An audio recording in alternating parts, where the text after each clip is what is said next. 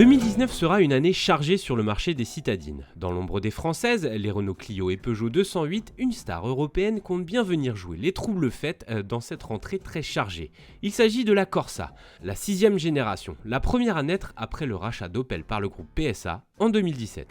L'attente aura été longue, près de 13 ans, mais profitable puisque cette nouvelle génération bénéficie des dernières technologies du groupe PSA. Elle sera présentée pour la première fois au public à l'occasion du Salon de Francfort et nous allons la découvrir ensemble aujourd'hui.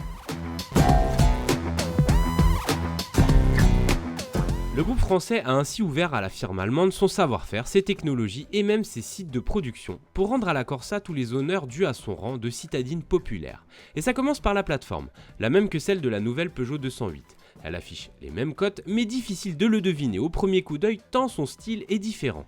En effet, les designers sont parvenus à donner une personnalité propre à son modèle tout en conservant l'ADN de la marque. Le regard est toujours dans l'esprit de la gamme, mais il a été modernisé. D'ailleurs, il peut recevoir pour la première fois la technologie matricielle qui offre un éclairage nettement supérieur. Parmi les autres signes distinctifs, on remarque les nervures placées sur un capot bien plat, des flancs creusés et un aileron de requin dessiné sur le montant arrière qui contraste avec le toit noir présent sur les versions haut de gamme. Au final, on a sous les yeux une voiture élégante et équilibrée qui peut se targuer d'offrir une personnalité bien différente de sa cousine sochalienne. C'était un gros challenge car les délais pour dessiner cette voiture étaient très serrés. On a eu seulement quelques mois, voire quelques semaines pour dessiner la voiture.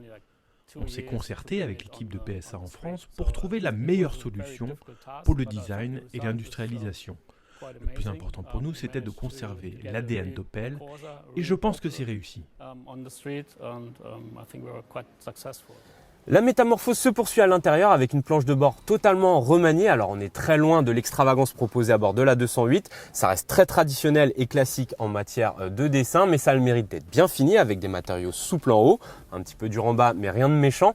Et surtout, il est ergonomique, c'est-à-dire qu'on a un écran multimédia qui a été rehaussé par rapport à l'actuelle génération, donc on a une meilleure lisibilité.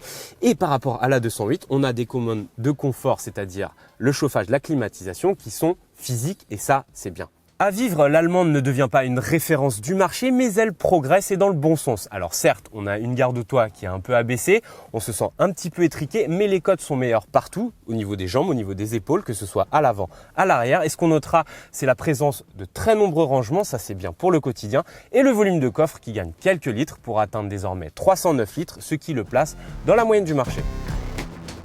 En effet, la Corsa pourra bénéficier d'une instrumentation numérique, de la surveillance des angles morts, de la recharge de smartphone par induction ou encore du régulateur de vitesse actif. Jusqu'ici, le gros défaut de la Corsa était son poids.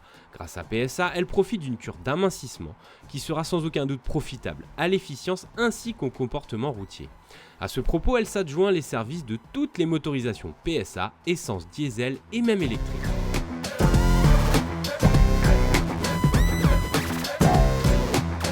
Au lancement, la gamme s'articulera autour de l'essence avec en cœur de gamme un 3 cylindres suralimenté proposé en deux niveaux de puissance, 100 et 130 chevaux, et de transmission.